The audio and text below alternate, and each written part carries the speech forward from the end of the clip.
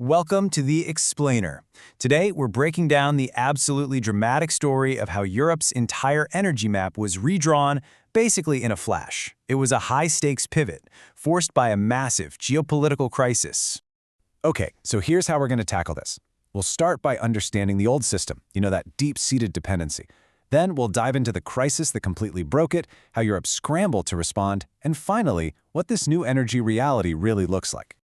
So, to really wrap your head around the scale of this change, we've got to turn back the clock to the time before 2022. We're talking about a system that was built up over decades, a system that honestly worked until suddenly it didn't. Let's start with a single, pretty staggering number, 40%. For decades, this wasn't just some data point on a spreadsheet, it was the absolute bedrock of Europe's energy strategy. Just think about that for a second. Nearly half of the natural gas powering homes and industries across an entire continent was coming from one single source. It was a foundational dependency, and it was all built on the assumption of stability. So why was that connection so strong?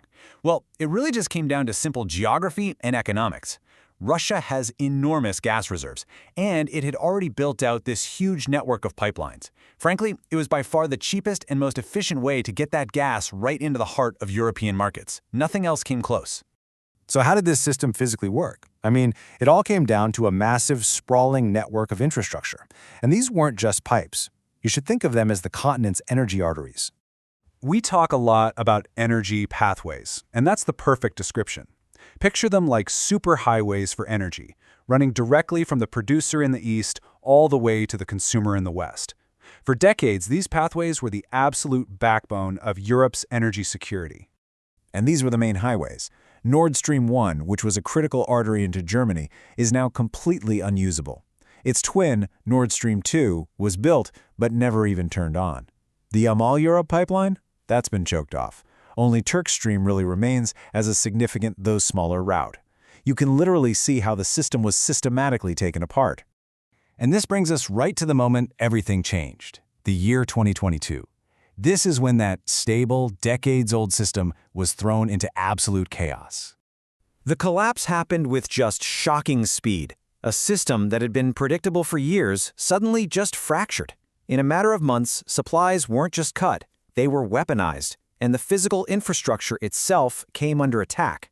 A system that took decades to build was, for all intents and purposes, broken. So here's the crucial point. This wasn't just a political decision to stop the flow of gas that could be reversed later on. No, the pipelines themselves were sabotaged. Those explosions on the Nord Stream lines made a return to the old system physically impossible, and it laid bare just how vulnerable these energy lifelines truly were. So facing a catastrophic energy shortfall, right as winter was approaching, Europe had no choice but to pivot. And they had to pivot fast. This was the great scramble for new power. The most immediate answer was liquefied natural gas, or LNG. This is gas that's been supercooled into a liquid so it can be shipped on huge tankers from anywhere in the world, from the United States to Qatar.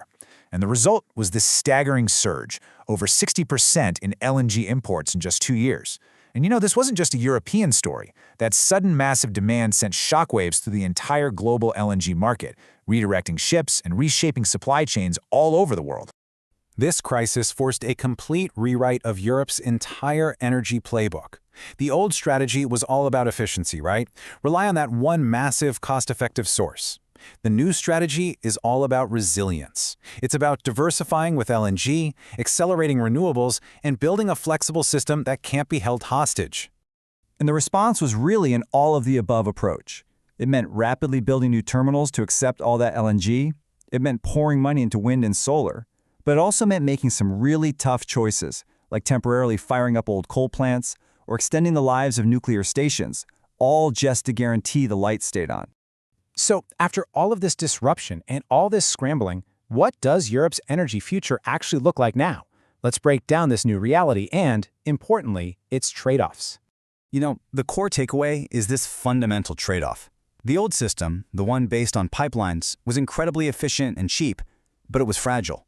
The new system, built on diverse sources like LNG ships coming from across the globe, is built for security and resilience. It's more complex, it's more expensive, but it is far less vulnerable to a single point of failure.